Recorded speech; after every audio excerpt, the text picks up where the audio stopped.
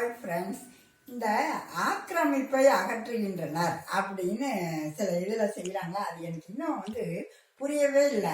அதாவது இப்போ ஒரு ஊரை தாண்டி நான் போயிட்டு இருக்கும்போது பார்த்தீங்கன்னா புல்டோசர்லாம் போட்டு டம் டம்னு ஏதோ அந்த வாய்க்கால் மேலே கட்டியிருப்பாங்க பார்த்தீங்களா, வாசல் படி மாதிரி. அதெல்லாம் உடச்சிக்கிட்டு இருந்தாங்க.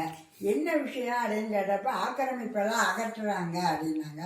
கொஞ்சம் தாண்டினோன்னு பார்த்தா ஒரு சில இடத்துல அதுலேயே ஒரு திண்டு மாதிரி திருணை அப்படிம்பாங்கல்ல, அது மாதிரி கட்டி அது மேலே ஏதோ டீ பாய்லர்லாம் வச்சு சிலர் இது பண்ண அடுப்பு இதுகள்லாம் இருந்துச்சு. எல்லாத்தையும் இடித்தாங்க. சரி, நாங்கள் போகிற வழியில் பார்த்தோம், ஒரு 2 கிலோமீட்டருக்கு சூப்பராக இடிச்சிருந்தாங்க. அதுக்கு அடுத்த வாரம் அந்த வழியாக வந்தோம். வரும்போது பார்த்தா கீழே வாய்க்கால் பெருசாக இருந்துச்சு. எல்லாரும் மரத்தில் ஒரு ரீப்பர் மாதிரி போட்டு போட்டு அந்த ரீப்பர் பலகையில் ஏறி கடைக்கு போய்கிட்டு இருந்தாங்க.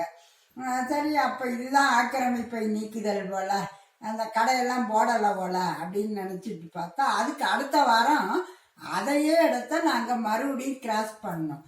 பார்த்தீங்கன்னா கான்கிரீட்டு போடுறதுக்குரிய பலகை எல்லாம் கான்கிரீட் கலவையெல்லாம் போட்டு இதை பண்ணிகிட்டு இருந்தாங்க. இதை கவர்மெண்ட்லேருந்து பண்ணுறாங்களாக்கும் அப்படின்னு நினச்சி கேட்டால் இல்லைங்க, ஒவ்வொரு கடையிலையும் அவங்கவுங்களே முன்னாடி அந்த படியை இடிச்சிட்டாங்க பார்த்தீங்களா, அதனால மறுபடியும் படியெல்லாம் போட்டு கட்டிக்கிட்டு இருக்கோம் அப்படின்னாங்க. இதில் என்ன ஆக்கிரமிப்பை அகற்றுறாங்கன்னு எனக்கு ஒன்றும் புரியல. ஒன்றும் இல்லை, என்ன பண்ணணும், இடிச்சிட்டு கட்டுறாங்கன்னு வச்சுக்கோங்க, ஒன்று போல் அப்படியே நடக்கிற மாதிரி எல்லா இடத்துக்கும் படி எந்த ஸ்லோப்பாக கூட இருக்கலாம். அதனால ஒன்றும் இல்லை, எல்லாமே இப்படி ஸ்லோப்பாக போட்டு அப்படியே எல்லாரும் அது மேலே நடக்கிற மாதிரி வச்சுருக்கலாம். அதுக்கு மேலே எதுவும் பொட்டி கடையெல்லாம் வைக்கக்கூடாதுன்னு சொல்லலாம். ஆனால் இது எதுவுமே இல்லாமல் ஏதோ கொத்தனார்களுக்கெல்லாம் வேலை கொடுக்குறது மாதிரி வந்தானே வருஷத்துக்கு ஒரு தடவை டொம்னு வாய்க்காலை இடிக்கிறாங்க. அப்புறம் மறுபடியும் வாய்க்கால் மேலே இவங்க அதை விட நல்லா கான்கிரீட்டில் போட்டு படியெல்லாம் கட்டுறாங்க.